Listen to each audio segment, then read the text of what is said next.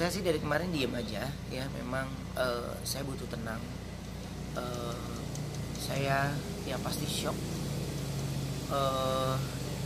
hanya bisa tersenyum melihat apa yang terjadi gitu, tapi tidak mengurangi bagaimana rasa sayang dan cinta saya sama anak ini. Tapi apa yang terjadi itu sangat saya sesalkan sebenarnya, karena saya berpikir itu tidak sebuah menjadi masalah besar dalam perjalanan karir Onyo. Seandainya mereka fanbase sesungguhnya ya, fans yang tahu benar-benar Onyo, mereka akan tahu sebenarnya perjalanan anak ini seperti apa. Jadi yang dipermasalahkan waktu bundanya. Yang lucunya, kalau kalian tahu, Instagram itu awalnya bukan punya Bertrand. Jadi itu punya fanbase yang memang ngefans sama Bertrand, tapi dia sudah memiliki akun Bertrand Peto Putra Onsu. Akhirnya saya bilang udahlah, cari nama lain, saya orangnya nggak mau ribet. Dasar emaknya nggak bisa, ini nama anak kita, ini gini-gini, dia harus punya haknya. Saya udah, kamu aja yang urus, saya nggak mau proses gitu, saya nggak mau ribet. Saya bilang saya nggak mau ribet, kamu aja yang proses. Terus akhirnya entah berapa lama, akhirnya dia bilang dapet tuh, aku udah bilang baik-baik kok sama orangnya. Akhirnya orangnya juga baik, dia mau ngasih itu semua. Oh ya udah, kasih. Udah dari situ saya bilang oh ya udah, ini Instagramnya ya, saya rilis ke manajemennya, ini Instagramnya. Terus dari ibunya Talia taninya udah di verify. Terus dasar orang tua kepengen anaknya sama, anaknya juga cepet. Saya bilang ntar aja dulu lah, baru juga dapat Instagramnya. Gak bisa, jadi dia email-emailan sama Instagram, dia ini. Terus ini anaknya Ruben Onsu Sarwenda, ini. Terus kita juga dibantu sama orang Instagram yang ada di Jakarta semuanya gitu. Akhirnya kita bantu rilis semuanya dan akhirnya dapat Instagram itu. Jadi ketika seorang pejuang di balik itu semua, itu yang dibahas, itu yang membuat saya sedih. Saya nggak bisa berkata apa-apa lagi gitu, karena sependek itu pemikirannya. Harusnya saya tidak berbicara hal ini secara detail. Akhirnya saya harus bercerita begini, asal kalian tahu, tidak semudah yang kalian lihat itu, segampang itu Bertrand mendapatkan. Tidak sama sekali. Anak ini melewati butuh banyak perjuangan. Tapi sayang, perjuangan yang ini harus dihadang oleh mereka-mereka yang mencintai Bertrand terlalu berlebih. Akhirnya membuat senjata itu balik ke kami sebagai keluarga yang ikut membesarkan Bertrand. Jadi kalau kami memanfaatkan, kami maaf sekali. Saya nama Ruben Onsu sudah berkarya dari tahun 1997. Miris sekali kata-kata itu untuk saya yang dari dulu di TV. Bahkan pertemuan saya di TV dengan Bertrand ketika di acara saya sudah menjadi main host di acara sebuah talk show. Jadi miris kalau untuk saya mendompleng seorang Bertrand ya. Jadi untuk fans yang terlalu mencintai Bertrand, jangan membuat jadi Bertrand besar kepala ya. Itu yang membuat saya sebenarnya khawatirkan. Tapi karena keinginan kalian Bertrand mengupload apa yang dia yang sesuai dengan kalian mau, saya yang mengambil alih kemarin Instagramnya. Saya unfollow semua keluarga saya dan semua yang berurusan dari keluarga saya ke Bertrand.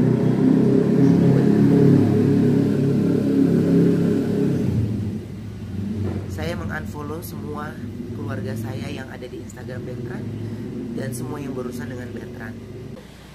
Ya, jadi dipantau atau tidak, kami tidak bisa mempunyai kuasa karena dia sudah terkadung ingin mencari tahu secara detail.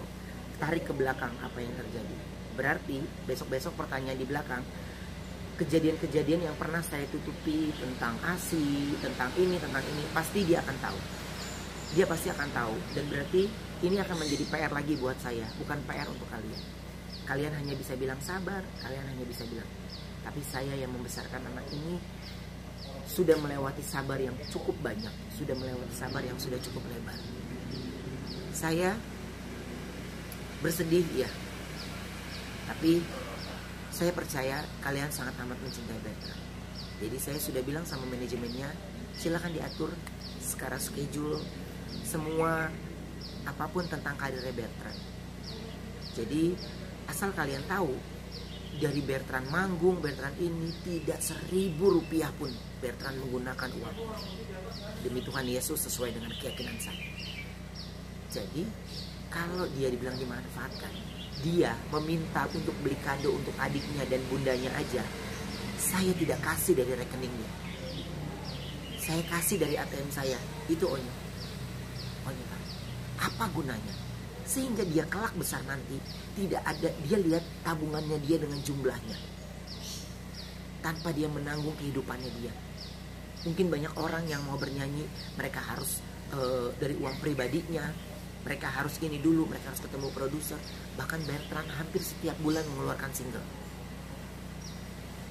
hampir setiap bulan mengeluarkan karya. Ayahnya masih menjadi tukang obat untuk ke stasiun TV. Jadi kalian jangan berpikir seolah-olah semua orang pingin Bertrand. Saya masih jadi tukang obat. Mungkin kalian mengerti kalimat saya. Jadi saya harus memasarkan anak saya seperti tukang obat. Wah, anak gue udah gini loh, anak gue gini loh, anak gue gini. Terciptalah sebuah program. Wah, anak gue gini loh, anak gue gini. Terciptalah sebuah ini. Anak gue gini loh, gini. Wah, lagu-lagunya udah gini-gini. Akhirnya dibuatkanlah sama stasiun TV untuk sebuah konser. Bahkan banyak TV lain yang memiliki artis-artis jagoannya. Tapi kenapa Bertrand dipilih? Jadi bukan hanya ada Bertrand di dalamnya, tapi banyak orang yang bekerja di belakangnya. Tim cuap-cuap, tim MOP, tim kakak beradik, semuanya. Itu semuanya. Jadi siapapun orang yang sukses, itu pasti ada orang yang hebat di belakangnya.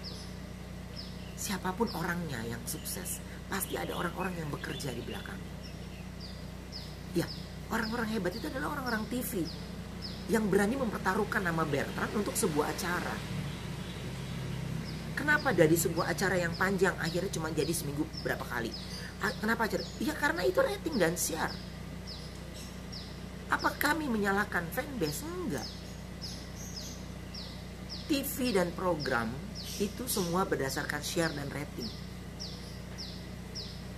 Mau bergerak ke arah konten sedikit begini, gak suka terlalu banyak gimmick. Pertanyaan saya, kalian nonton gak? Kalau kalian nonton dengan apa yang kita lakukan, pasti gak akan ada gimmicknya. Kalian gak nonton. Jadi ada orang yang membayar kita, meminta kita seperti itu. Dan menurut saya itu tidak merusak mental anak ini. Ya tidak apa-apa. Sukanya yang reality, sukanya yang ini, sudah dilakukan. Tapi kalian melihat secara benar betul nggak? Kalian sibuk juga punya pekerjaan masing-masing, tidak masalah.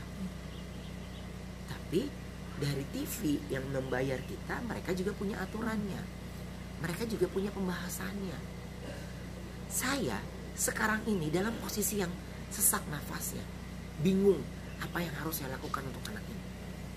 Bahkan saya yang ada di belakang anak ini pun, untuk perjalanan karir anak ini, keluarga saya pun kalian lakukan seperti itu.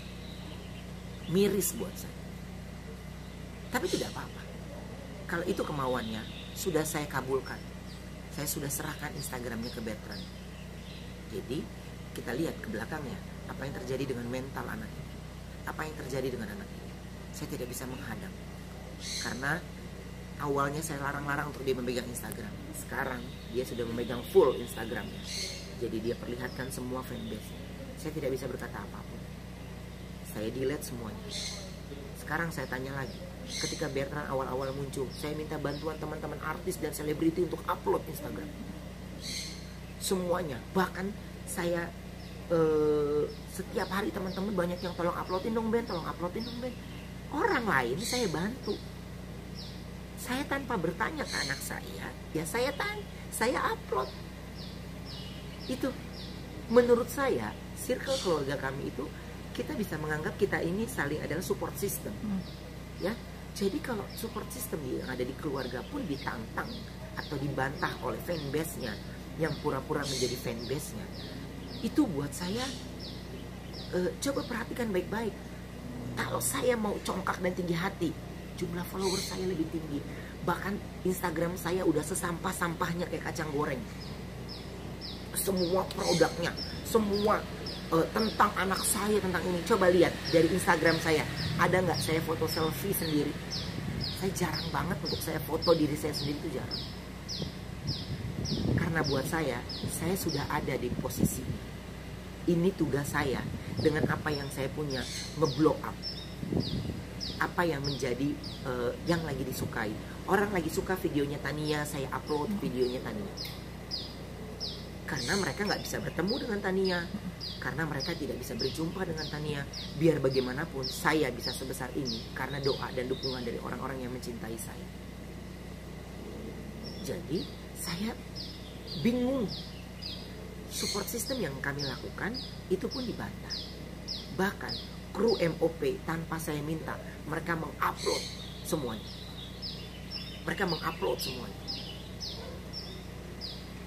Instagram pribadinya produser, Instagram pribadi, Instagram program-program, semuanya mereka mengupload.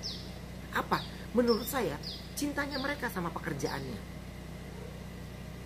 Tapi apa bisa kita bilang itu memanfaatkan? Lah terus tanpa sebuah promosi bagaimana? Tanpa sebuah promosi bagaimana? Bertrand ada sekolah, Bertrand ada les, Bertrand ada ini. Untuk perjalanan karir dia, Bertrand ya, untuk perjalanan karir Bertrand, untuk dia, untuk honornya Bertrand aja, nggak nutup dengan performnya. Ditambah sekarang jadi dancer, ada dancernya, seragam dancernya, siapa yang nyiapin? Saya nih yang lagi bicara. Uang siapa? Uang saya. 1.000 rupiah pun Bertrand tidak. Tapi itu gunanya saya mengupgrade kelasnya Bertrand. Sama TV, udah berapa banyak TV yang saya berdebat tentang nggak mau, maunya pakai Bertrand begini. Jangan dong, jangan yang gini-gini lagi, jangan dong. Wah, saya ribut sampai saya dimusuhin. Saya dimusuhin berapa TV. Untuk apa? Jualan Bertrand. Karena Bertrand mereka masih menganggap diantaranya ya di sini, Bertrand di sini.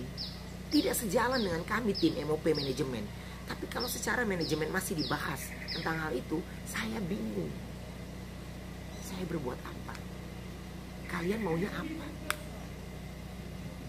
Saya sudah melakukan sepenuhnya untuk Bertrand. Saya sudah melakukan semuanya untuk Bertrand. Tapi kalau apa yang saya lakukan menurut kalian masih salah, saya lantas mesti gimana? Dia diam kan? Saya nggak bisa berbuat apa-apa. Saya diam. Kalau memang Bertrand, hey, untuk podcast horor, kalian boleh tanya betapa merengutnya muka Bertrand kalau seandainya saya nggak ajak podcast horor.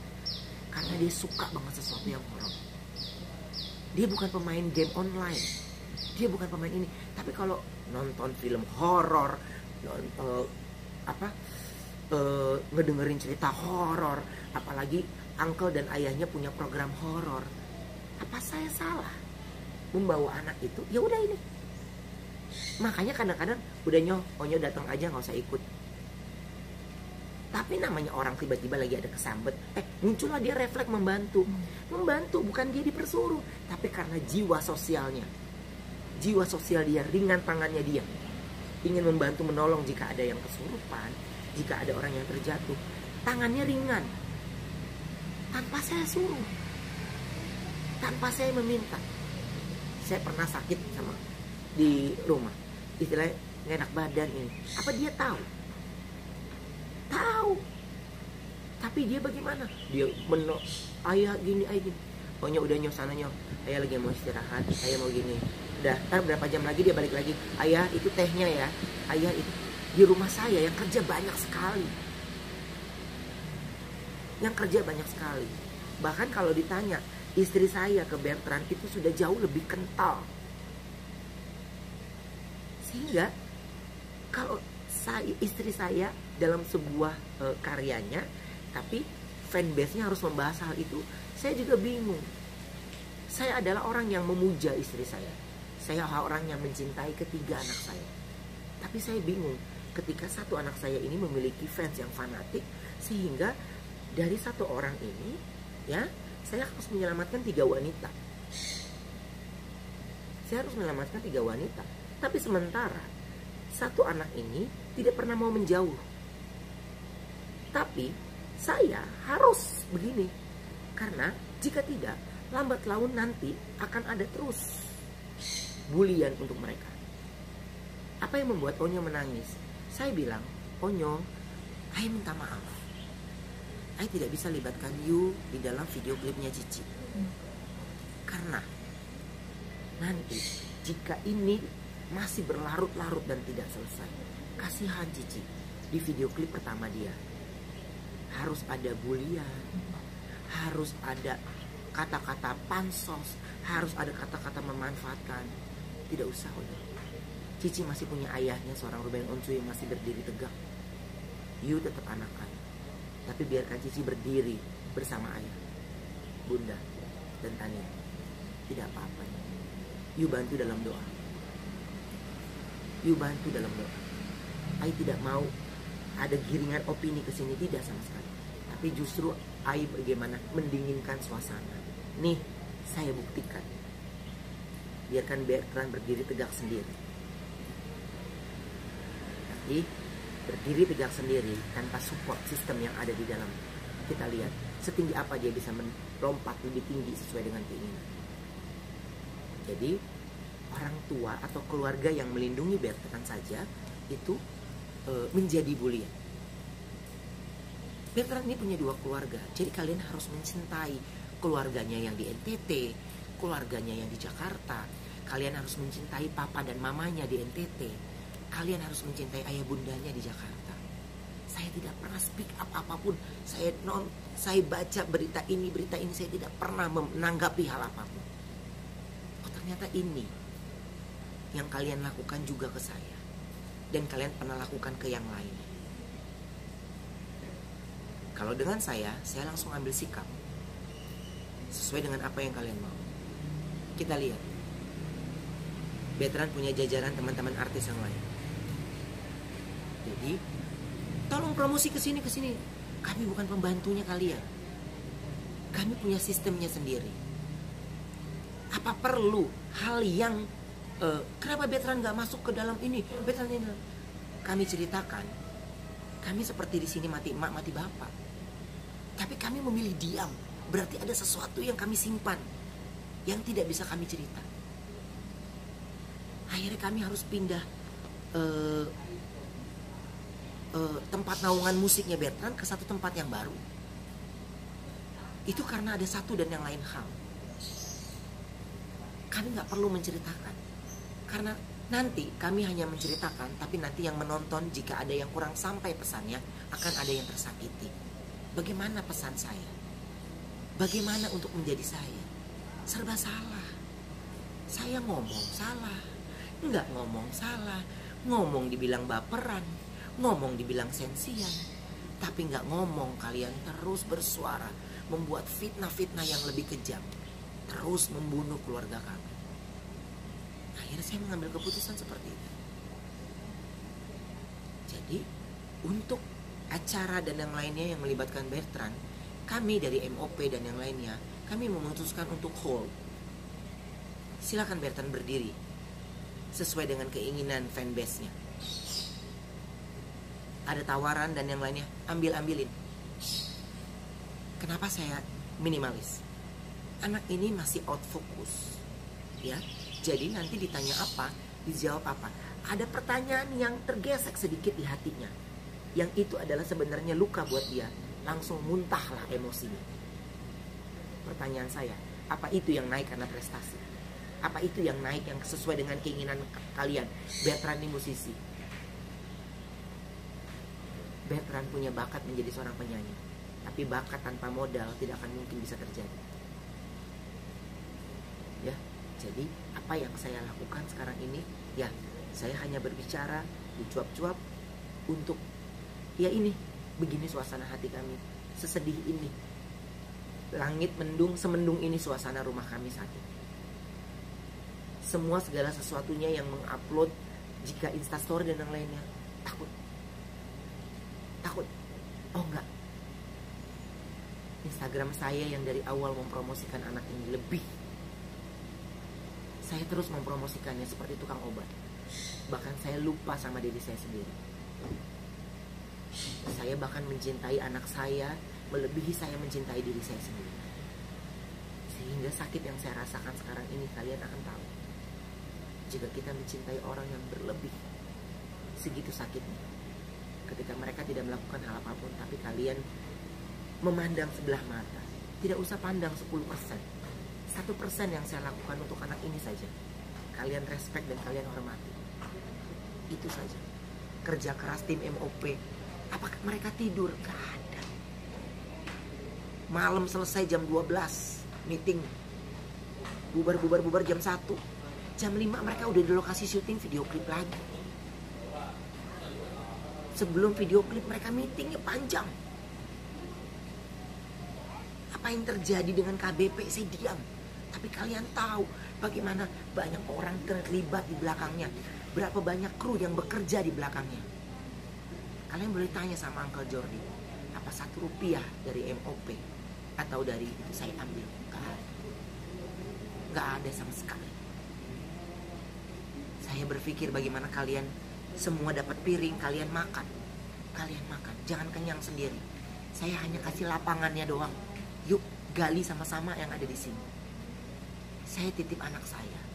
Tolong dibuat sukses. Kasih saya sebagai peramunya. Seperti apa? Ada Uncle Jordi. Uncle Jordi harus meeting tepung, harus meeting ayam, harus meeting paketan-paketan. Ketika saya telepon, tanggal segini veteran syuting video klip ya. Adik nggak bisa kok tanggal segini karena ada meeting gini-gini. Tolongin gue. Apa adik saya berani membantah ketika kokonya ngomong? Tolong. Saya orang nggak pernah mau. Nggak pernah. Saya selalu bergerak sendiri. Saya ngambil apa sendiri. Istri saya aja yang memperlakukan saya di rumah. Yang piring saya diambilin, nasi saya diambilin. Saya enggak. Saya dimanja sama istri saya. Jadi rasa kesedihan yang saya rasakan ini sedih. Entah kapan kami bisa balik lagi. Karena saya memiliki trauma yang segala hal apa yang kami lakukan saya jadi takut. Cuap-cuap baru bisa wawancara sekarang ini, saya baru stabil. Saya baru bisa ngomong karena kemarin saya dalam suasana yang tidak oke.